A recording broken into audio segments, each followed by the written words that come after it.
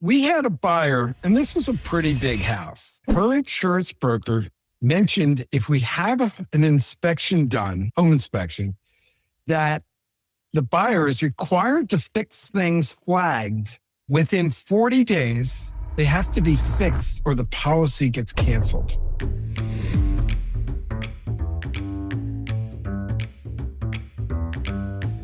Let's get it started, yeah. Let's get it started, yeah. What a great intro to We Fixed Real Estate. Let's get it started. And today we're getting it started by talking about AI and inspections. So you get an inspection or you download an inspection. And in the old days, 2 years ago, you would read it or you go through the highlights. And the great thing is the inspection reports, the way they work is usually on the first couple of pages, they tell you here's the red and yellow things to worry about. So they kind of give you degrees of things.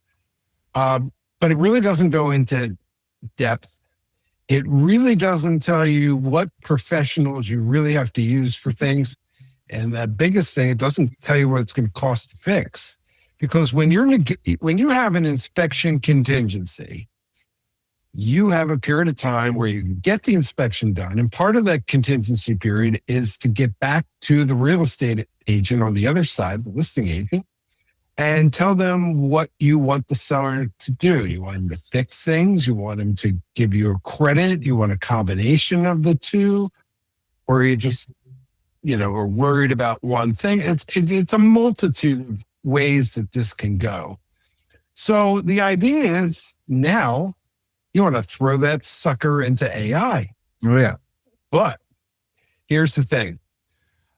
I've been using ChatGPT, and pretty much everybody else who has been doing this has been using GPT, so that their LLM for all the repairs and all the knowledge is extraordinary.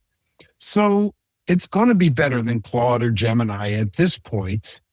We're in the end of April 2026. I mean, this might be irrelevant a week from now. But they've really built it up so that when you stick your report up into ChatGPT with the right prompt, you're going to get a really good answer, and it's not hallucinating. And that's the thing. So my prompts, and this is really generic, and you can kind of delve off of this, is I say I am a first-time buyer. I'm scared to death. I have no idea what I'm doing. I couldn't even hammer a nail into a wall. You are the expert in home inspections in the certain area. You want to state the area because there's things about certain areas in neighborhoods.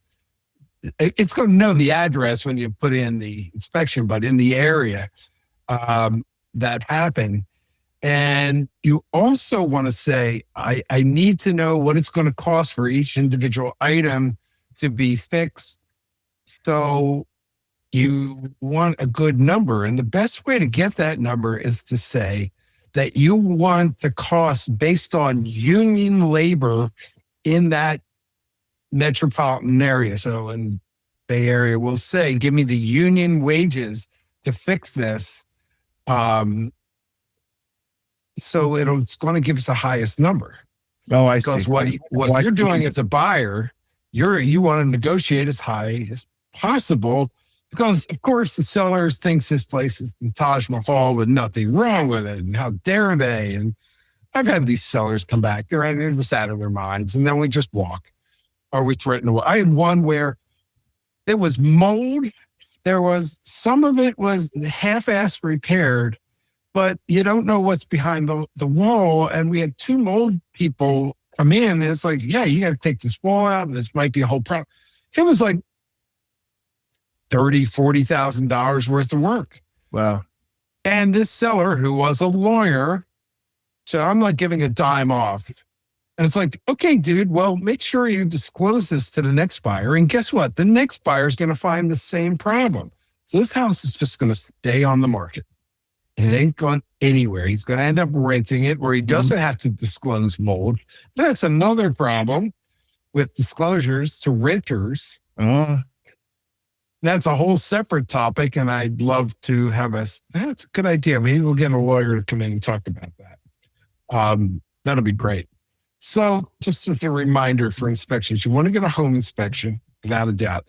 In your area, it depends. You might need termite, radon, mold inspector. Like in Seattle, you always get somebody, the home inspector sees mold, we get a mold inspector. In back east, in the Philadelphia area, we would definitely have radon. It's a little thing you leave in the basement for a couple of days and that's it. Bay Area, we really don't have many basements. That's another reason we don't have radon gas. I don't know anything about if we have radon gas out there, but I've never seen it. So it's important to get those specific ones. And also the big one is a sewer video. Oh, yeah. Because the owner has not gone into the sewer to take a look of what it looks like. If you got new construction, it's 2 years later, wouldn't worry about it. But if you're buying an older house where there's a big tree in the front, a lot of roots, it's going to be a nightmare. We had one deal where it was contingent upon the inspections and part of it was sewer. Ended up costing the seller $100,000 to fix the sewer. Oh, mess. Exactly. So anyway, back to AI.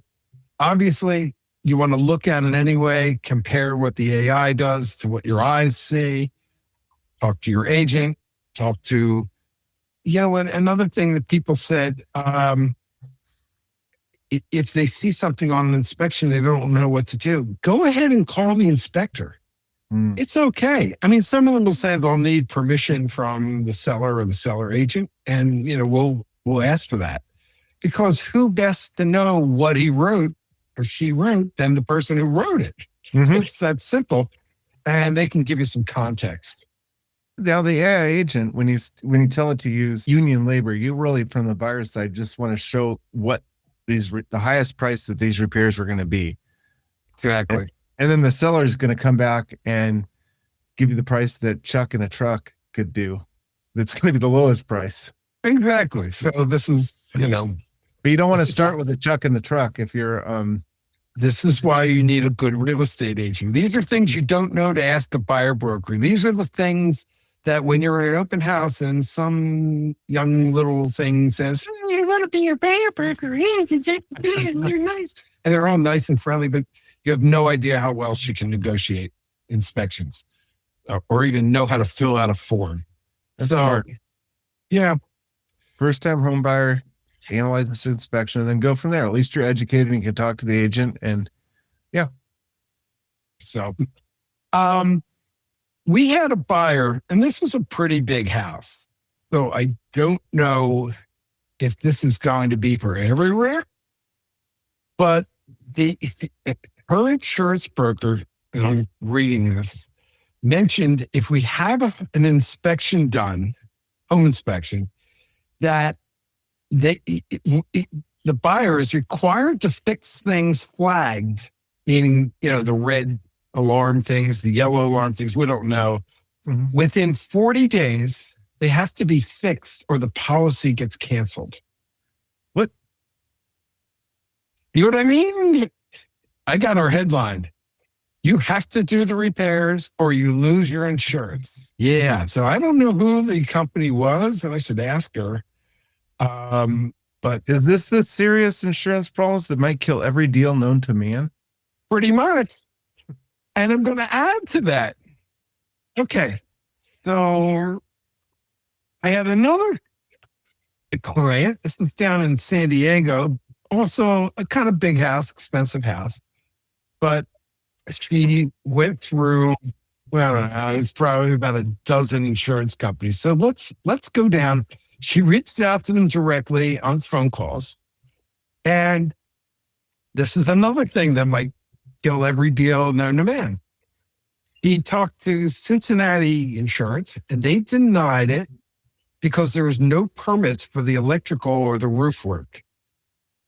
Chubb twice denied it, once for no permits on file with the city and once for location and a fire risk, which we know happens here. AIG private client denied for no record of permits. Pure, her broker, they will not insure the property without either permits for updated electric were signed and dated contractor invoices from the time the work was completed. And what type of work was this? Is it an addition or just No. building a This was house? just upgrading the electric. How do they know it was upgraded? Because there was no permits. This is what she probably told them. She was truthful and honest because they asked the questions. I know AAA won't touch a property with a roof over 20 years. So you can just forget it. But the key thing here is that the permits. It has to get the permits.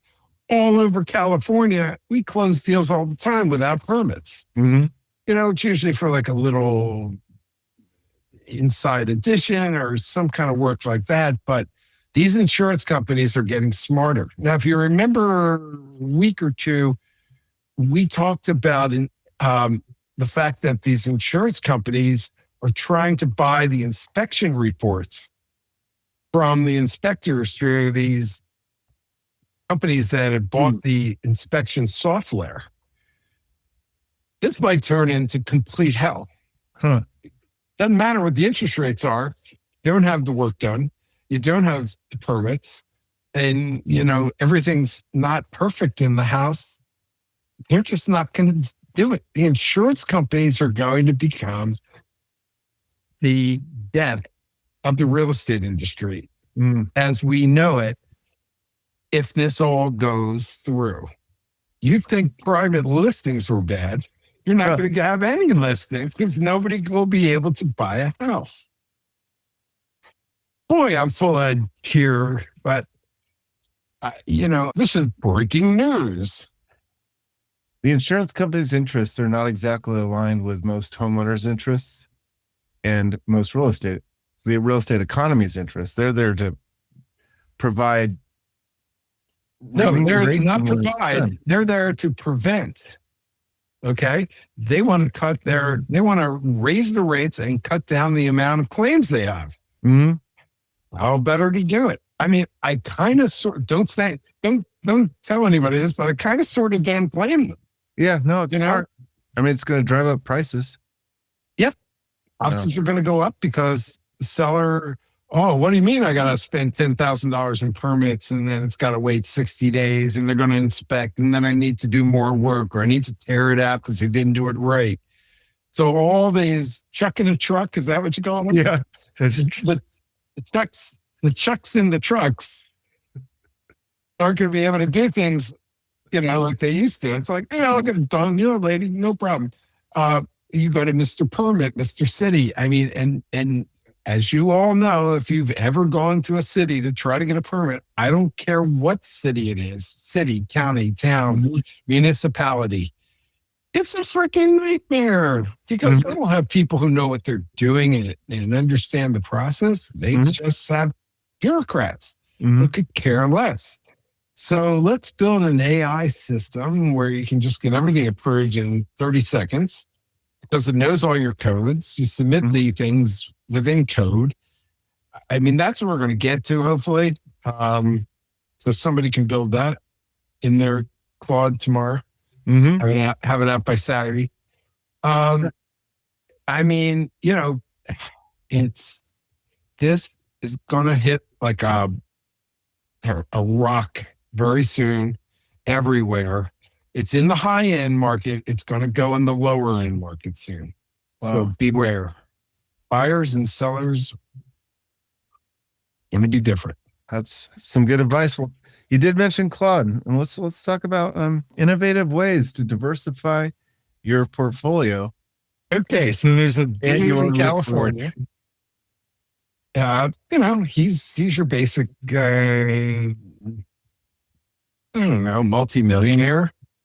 And he's the kind of person who doesn't know the guy who knows the guy to be able to invest money in Anthropic before they go in the IPO. He wants to buy these private stock. So what is he doing? He has too much real estate, is what he said. So he wants to sell his house in exchange for insider Anthropic stock. Okay, sounds great. So let's say it's a $3 million house. He gets $3 million Anthropic stock. priced at, I don't know, 25 cents. We'll make up numbers. And he told me something interesting about, well, that was ChatGPT, a different story. But anyway, so now he's got to find somebody who really wants that house and has that inside stock. The guys with the inside stock are the basic billionaires or the employees. And hey, can you it's really going to happen? And they have to want that exact house, which may appreciate 2-3% per year. But what would you rather have? The Anthropic stock or the house? And probably pre-IPO, you want the stock. So it's funny. It's a good try. I don't think he's going to sell it. Do you think he's going to sell it? Put your remarks in the comments because we always love to hear from you.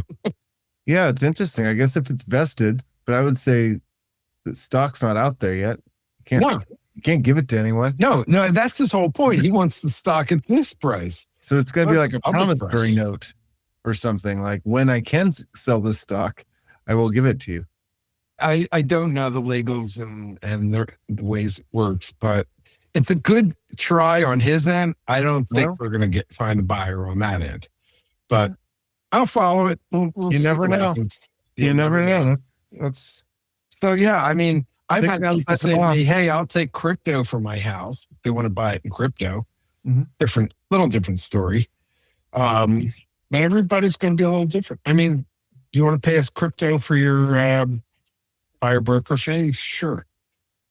I'll probably cash it in that day, but however you want to do it. Yeah, you probably would want to at least diversify a little bit of that fee. Pay the overhead. Pay the overhead, exactly. So I'm dying to know what happened in 1918. 1918 is the end of World War I. Oh, the late teens. I was thinking the 19th. Just joking. Okay, so we got our history lesson. 1918 was the end of World War I. I know, I was just joking. What happened? What happened in the mid-teens? Okay, so I had a listing of a property started out at 50,000. We came down to 35,000. Okay, did you ever see houses on each side, and then behind them there's a driveway, and because everybody has access to get into your garage. Well, you would think it was maybe owned by all the homeowners, or they had an easement to travel on it, or the city owned it. They had an easement. No. This guy, he's from New York. He found a tax sale for this strip of land that was a driveway that he bought and for like $5,000 because nobody paid the taxes on it. It was actually owned by somebody. So we thought, okay, this is fabulous. It's the craziest listing. And it got picked up by the local San Francisco. I remember that. Okay. And then it got picked up by sfist.com.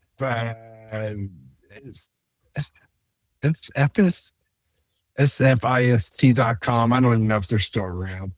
But, we were talking about things you could do with it. You could put advertising on it, paint it with advertising and charge. You could, I said something like, hey, let's charge for the air rights for the Navy to fly over during Fleet Week, or because they violated the air rights. That's crazy. I just thought it was now with crazy. This driveway, did people have to use it as a thoroughfare in their house? Yeah. Could he charge 20 houses on each side? No, you couldn't. So he had no law egress. Okay. They had a legal way to get in the ingress and the egress. So, but yeah, it's just nuts. So I looked at it. I don't know how it popped up in my brain or somewhere. And I actually tried to get a hold of the guy, but his email is full. His number's disconnected. But it would just be fun. It would be fun just for advertising. And he's still... Yeah, I guess he does. I looked up the public records, still him. So if anybody out there wants me to really dig and find this out, buy it from him. You have a good idea what to do with the driveway. Have you thrown that through AI for creative ways to monetize a private? Yeah, I mean, I should have thought of that. That's a fabulous idea. So how do you monetize a driveway that you like this? So Without, yeah, you can't charge your neighbors. no, but you can paint it and advertise it, or you can go down, literally, put vaults down there or something. Oh, the air rights. Yeah. Oh, I see. Yeah. Ground rights. Remember, okay, kids, let's have real estate lesson 101. When you buy a physical property, there, let's say, a square house on it, the house is considered real estate. Okay. The definition of real estate is the building that's on it. What you're buying is real property. What does that mean? That means the land underneath in the center of the earth on straight up through the air rights. Everything has to do down and up. So that's why when you see a house that has a land lease, basically, and this has been my idea for years, and I wish I could get this practical. Let's say you find a house for $1 million that they're advertising, but the land is worth $600,000 and the house is worth $300,000. You could sell the house for $300,000 and then have the people pay you a monthly fee for the land, and you own the land forever. You can sell the land along with the lease. It's a way of getting a little cheaper monthly payment. Usually it's not going to save you that much, but also the interest you're paying is only based on the $300,000 sale price with your down payment. And that's what your mortgage is, as opposed to putting, the same amount down on the $1 million.